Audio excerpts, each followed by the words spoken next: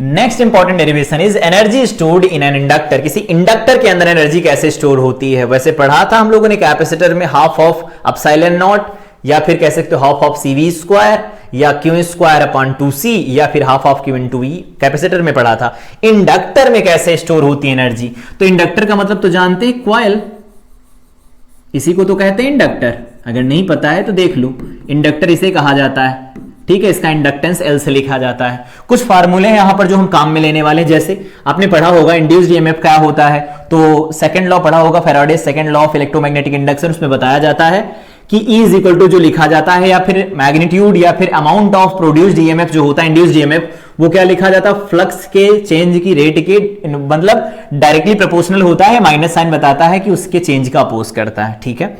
ये भी पढ़ा होगा सेल्फ इंडक्शन में कि अगर किसी कॉइल से लिंक होने वाला फ्लक्स चेंज होता है तो उस कॉइल के अंदर ये ईएमएफ इंड्यूस होता है। मतलब क्या है, उसका जो फ्लक्स होता है उसकी करंट के ऊपर ही डिपेंड करता है। तो phi is equal to LI आता है, where L is self inductance.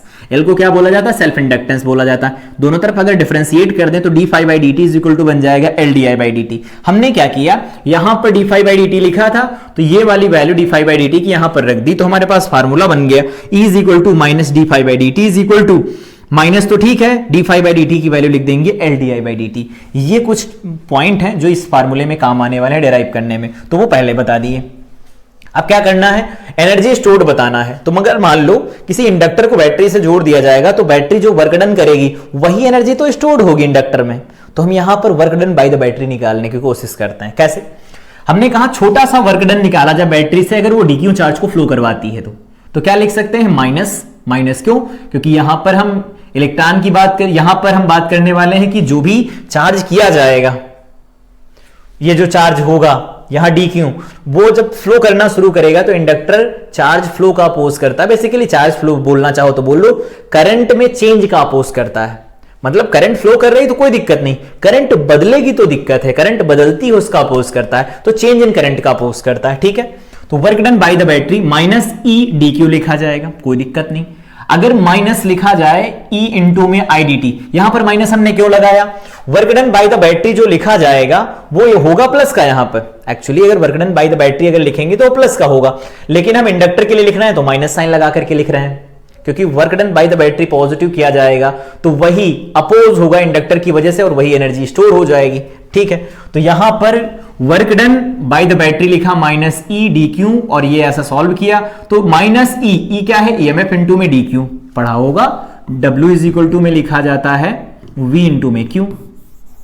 Work done ऐसे तो लिखते, क्यों चार्ज को अगर V पोटेंशियल से चलाया जाता तो वर्क डन W होता है। तो माइनस E इंटू में DQ लिख दिया गया, माइनस E IDT लिख दिया गया। अब अगर हम यहां से माइनस E की वैल्यू क्या रख दें, E की वैल्यू रख दें माइनस LDI by dt, तो minus LDI by dt into में IDT हो गया, ठीक है।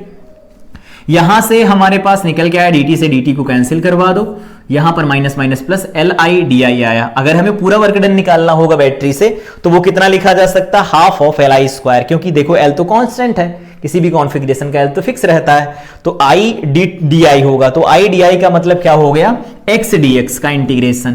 तो x dx का इंटीग्रेशन कई बार देखा होगा, x स्क्वायर डिवाइडेड बाई में 2 प्लस c लिखा जाता है, और यहां पर हमने 0 से लगा करके I तक करंट रख दिया तो हाफ LI स्क्वायर बन गया। तो energy stored in an inductor का जो फार्मूला निकल के आता है वो हाफ ऑफ LI स्क्वायर निकल के आता है। अगर इसमें एनर्जी डेंसिटी लिखना चाहो मैग्नेटिक फील्ड के अंदर तो वो लिखा जाता है b स्क्वायर डिवाइडेड बाई में 2 म्यू,